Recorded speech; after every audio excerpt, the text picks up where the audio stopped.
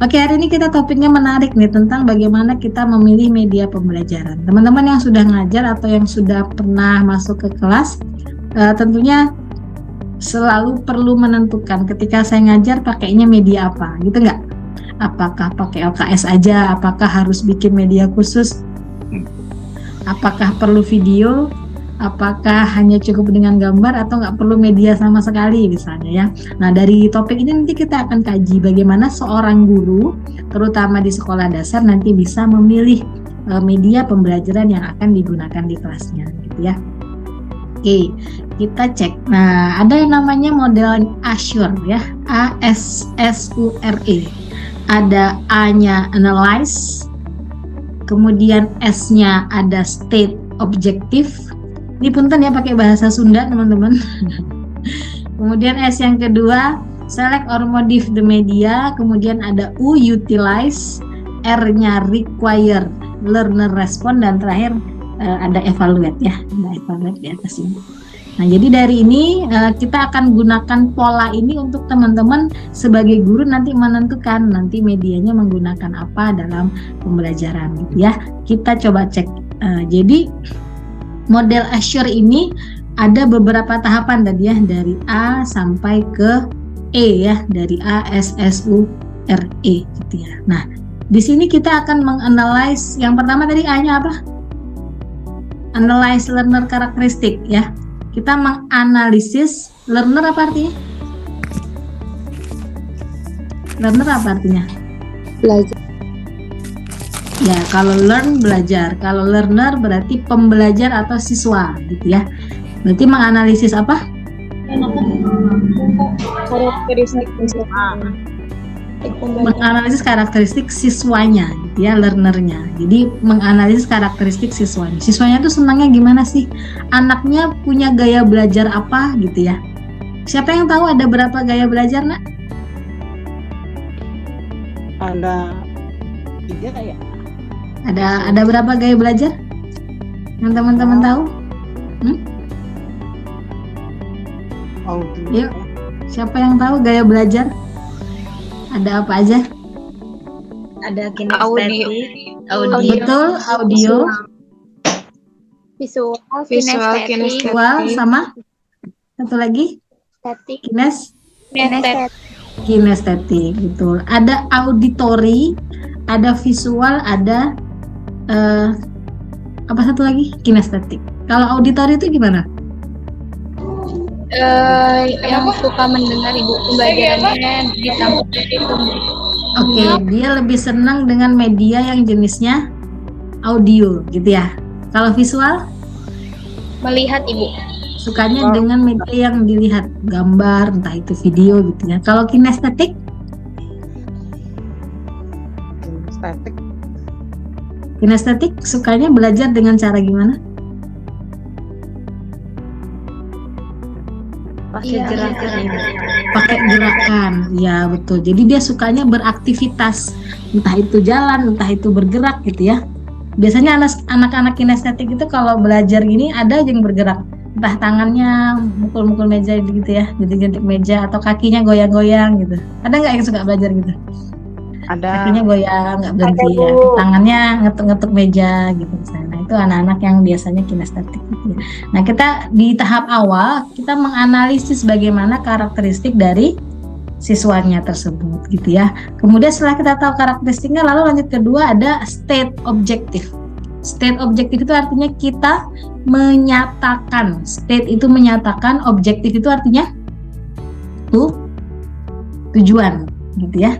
Jadi state the objective artinya kita menyatakan tujuan pembelajarannya apa. Ibu, saya hari ini mau ngajarnya IPA.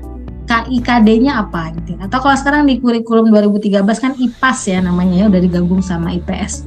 Saya mau ngajar IPAS, tujuan pembelajarannya apa? Nah, itu kita perlu tahu. Karena dari tujuan pembelajaran ini kemudian kita nanti bisa menentukan media yang dipakai itu bentuknya apa gitu ya.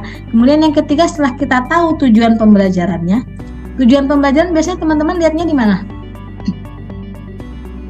Kalau jadi guru tahu tujuan pembelajaran lihatnya di mana? RPP. Betul sekali. Dilihat di RPP-nya. Nah, nanti sama ketika teman-teman bikin media, teman-teman mau merancang media, mau membuat media, baik itu media sederhana maupun media digital, teman-teman harus tahu RPP-nya mana, tujuan pembelajaran yang mau dicapainya mana, gitu ya. Itu namanya state the objective. Kemudian yang ketiga, setelah tahu tujuan yang ada di RPP atau di kurikulumnya, kita lanjut ke select or modify the media. Kita memilih dan memodifikasi. Mau milih atau memodifikasi. Kalau memilih berarti medianya sudah ada. Oh, di sekolah sudah ada kit IPA, Ibu. Oh, di sekolah sudah ada alat peraga sistem pencernaan misalnya. Di sekolah sudah ada poster yang menjelaskan proses terjadinya metamorfosis. Di sekolah sudah ada video-video yang bisa digunakan untuk mengajar senam olahraga misalnya begitu ya. Nah, itu kita tinggal pilih. Atau memodifikasi. Memodifikasi misalnya sudah ada soal di buku tema gitu ya. Lalu tinggal nanti dipakai. Atau sudah ada alat peraga di sekolah tapi kita modifikasi penggunaannya agar bisa dipakai sama tunanetra, tunarungu misalnya begitu ya. Nah, jadi setelah kita menentukan tujuan, kita tinggal pilih mau pakai media atau memodifikasi yang ada. Baru di utilize. Utilize itu digunakan ya, baru dipakai. Dipakainya di mana? Medianya dipakai di mana? Di kelas, betul. Di kelas, di dalam pembelajaran. Oke. Nah, baru berikutnya kita require learner respond. Require itu membutuhkan. Learner apa tadi? Siswa. Respon? Tanggapan, betul ya. Jadi kita setelah menggunakan media, kita lihat tanggapannya siswa. Tanggapannya bisa dilihat dari reaksinya. Misalnya, ini kalau ibu ngajarnya pakai video, pada seneng nggak? Pada tertarik nggak? Gitu ya. Kalau ngajarnya pakai alat peraga, lebih seneng mana dengan video tadi?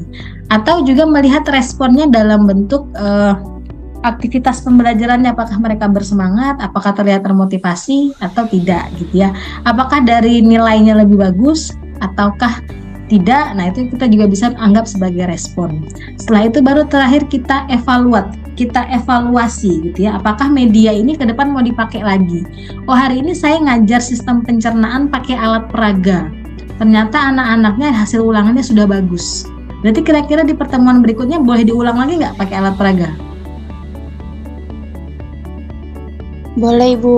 Boleh, karena hasilnya sudah bagus. Oh, hari ini saya ngajar cuma pakai gambar, pakai poster yang dipasang di depan untuk menjelaskan metamorfosis kupu-kupu. Ternyata nilainya masih kurang bagus. Berarti setelah dievaluasi ternyata hasilnya kurang bagus. Di pertemuan berikutnya sebaiknya teman-teman tidak menggunakan lagi media yang sejenis untuk materi yang sama. Gitu kira-kira ya. Jadi untuk materi yang dipelajari kita gunakan media, kita lihat evaluasinya anak-anak seperti apa. Kalau bagus ya kita teruskan medianya, kalau tidak sebaiknya ke depan diganti. Kira-kira begitu ya. Jadi ini rancangan model dalam teman-teman memilih media yang efektif dalam pembelajaran ya. Nah, pemilihan media sendiri itu ada dua jenis pendekatan. Yang pertama ada pendekatan model tertutup, ada pendekatan model terbuka. Kalau model tertutup artinya medianya ditentukan dari atas. Misalnya dari atas itu misalnya dari pengambil kebijakan gitu ya. Misalnya dari Dinas Pendidikan. Sehingga misalnya sekarang di kurikulum 2013 sebelum ke kurikulum Merdeka sudah ada buku tema ya enggak? Jadi di sekolah-sekolah sudah ada buku tema. Di sekolah tidak diberi pilihan lagi boleh menggunakan buku yang lain, tetapi guru-guru harus menggunakan buku tema yang sudah disediakan dari Kemendikbud. Nah, itu namanya model pemilihan tertutup. Jadi guru-guru hanya menjalankan kebijakan yang diterapkan di sekolah. Pakai buku dari Dikti, dari Kemendikbud maksudnya. Pakai buku yang ada dari pusat kurikulum, nah tinggal pakai. Atau dari sekolah sudah menyediakan modul. Nah, itu namanya media yang tertutup. Jadi tidak ada ruang bagi guru untuk memilih jenis medianya. Tinggal pakai apa yang sudah ditetapkan. Atau model yang kedua namanya model pemilihan terbuka. Jadi gurunya boleh mau pakai media apa saja, mau bikin sendiri, mau pakai yang sudah ada, mau modifikasi gitu ya. Mau pakai media yang lain itu boleh. Itu namanya model pemilihan terbuka. Nah, di kurikulum Merdeka sekarang kecenderungannya kemana teman-teman? Terbuka apa tertutup? Terbuka. Terbuka ya. Karena guru-guru bebas mau pakai media sekreatif apapun. Justru guru-guru didorong untuk menggunakan media yang sekreatif mungkin untuk meningkatkan hasil belajar anak-anak gitu kira-kira ya. Nah, jadi ada 2 jenis pendekatan dalam memilih media. Nah, kemudian setiap media tentunya memiliki kelebihan dan juga kekurangan dalam penggunaannya gitu ya.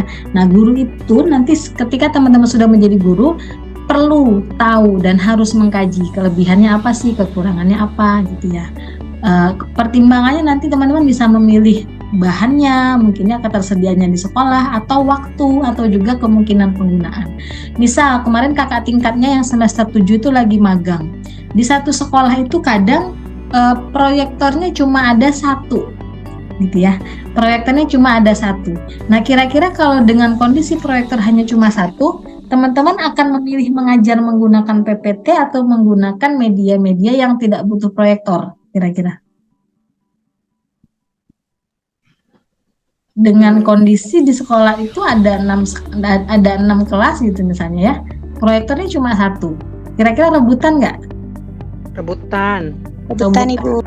Nah, kalau begitu maka teman-teman juga perlu menyiapkan, oh kalau saya pakai video mau diputar, saya harus janjian dulu dengan guru lain. Oh, saya mau pakai dulu nih hari ini jam segini. Oh, kalau ternyata dipakai rapat, ya udah berarti kita tidak bisa memakai gitu ya. Itu salah satu pertimbangan ketersediaan. Atau pertimbangan keefektifan. Oh, kalau saya mau ngajarnya praktikum, mau pakai demonstrasi, kira-kira waktunya cukup atau tidak? Alatnya tersedia atau tidak di sekolah, kira-kira begitu ya. Jadi perlu dipertimbangkan juga kelebihan, kekurangan, dan ketersediaan serta kecukupan waktu dalam melaksanakan dan menggunakan media yang ingin dipakai gitu kira-kira. Nah, jadi ada istilah nih dalam pemilihan media itu pertimbangan memilih media adalah bagaimana media itu bisa memenuhi kebutuhan atau mencapai tujuan yang diinginkan atau tidak gitu kira-kira ya. Jadi medianya apakah bisa mencapai tujuan apa tadi nak? Tujuan apa tadi kira-kira yang di awal yang kita singgung? Tujuan pembelajaran Ibu. Betul, tujuan pembelajarannya gitu ya. Tujuan pembelajarannya apakah sudah tercukupi dengan penggunaan media tersebut atau belum? Kira-kira seperti itu ya. Jadi ada juga istilah disebutkan oleh McConnell tahun 2014, dia mengatakan if the medium fit, use it ya. Kalau medianya cocok ya dipakai. Kalau nggak cocok ya udah jangan dipaksakan dipakai. Teman-teman ngajar di SD yang agak di atas gunung sehingga sinyalnya kadang muncul kadang hilang. Jadi jangan memaksakan ketika ngajar harus pakai media yang streaming ya, streaming di YouTube misalnya, sementara sinyalnya putus nyambung gitu ya. Atau teman-teman ngajar di sekolah kota yang sudah canggih gitu ya, banyak peralatan dan fasilitasnya yang disiapkan gitu ya, internetnya juga lancar, proyektornya banyak, laptop disiapkan di kelas, ya janganlah ngajar hanya dengan media-media sederhana gitu ya, karena sudah tersedia prasarana untuk mengajar dengan media-media yang lebih modern, kira-kira seperti itu ya.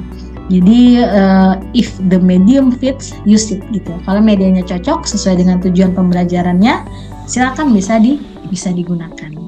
Kira-kira seperti itu.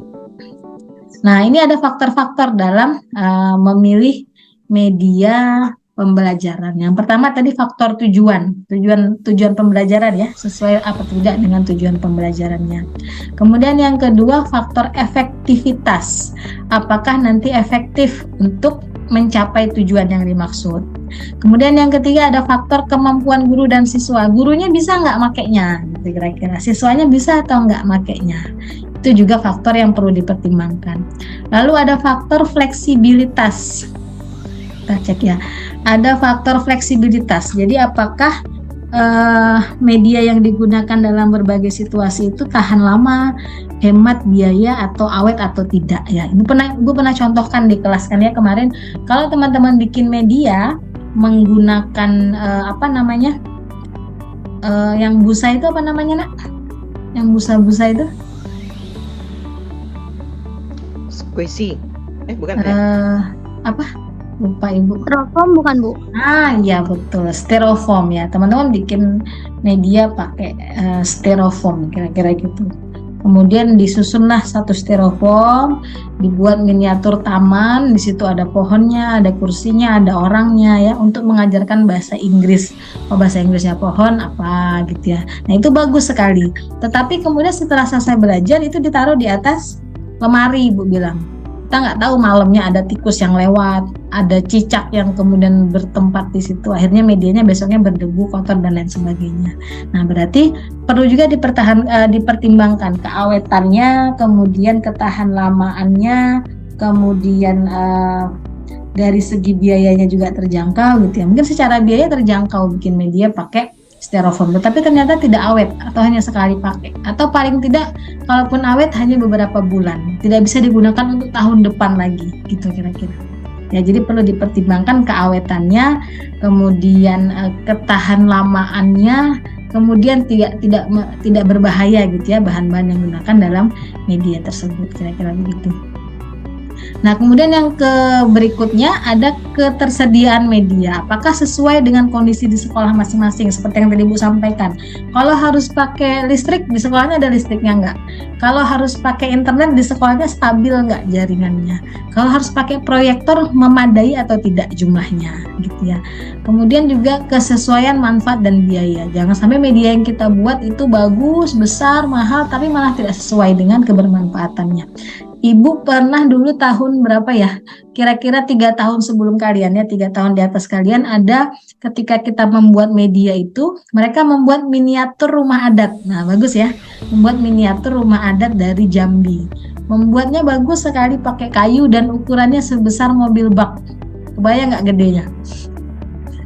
Sebesar mobil bak itu benar, mereka datang ke kampus membawa mobil bak yang besar itu.